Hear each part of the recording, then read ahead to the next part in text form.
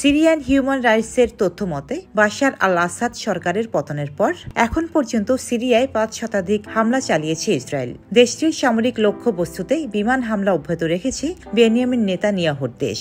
Israel সবশেষ Latakia ও তারতাশের একাধিক লক্ষ্যবস্তুতে হামলা চালিয়েছে।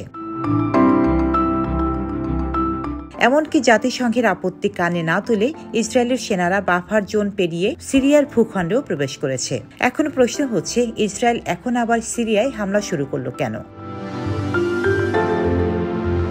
এর কারণ হিসেবে ইসরায়েল বলছে তাদের লক্ষ্য হলো দেশটির সামরিক বাহিনীর স্থাপনাগুলো ধ্বংস করা। তারা চাচ্ছে সিরীয় বাহিনীর অস্ত্রগুলো যেন চরমপন্থীদের হাতে না পড়ে। এছাড়া সিরিয়া ও ইসরায়েলকে আলাদা করা গোলান মালভূমি সংলগ্ন বাফার জোনেও সেনা মোতায়েন করেছে তারা। গোলান মালভূমির প্রায় ২/৩ ইসরায়েলের দখলে। বাশারের পতনের পর বাফার জোনের ৪০০ বর্গ কিলোমিটার এলাকাও তারা দখলে নিয়েছে।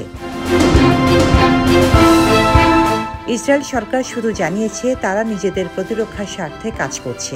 এর বাইরে এমন কিছু বলেনি যা থেকে সিরিয়ায় হামলার উদ্দেশ্যে সম্পর্কে ইঙ্গিত পাওয়া যায়। এদিকে সিরিয়াও এ নিয়ে কোনো মন্তব্য করছে না। তাই সিরিয়ায় হামলার পিছনে ইসরায়েলের উদ্দেশ্য কি তা এখনো সবার কাছে অস্পষ্ট।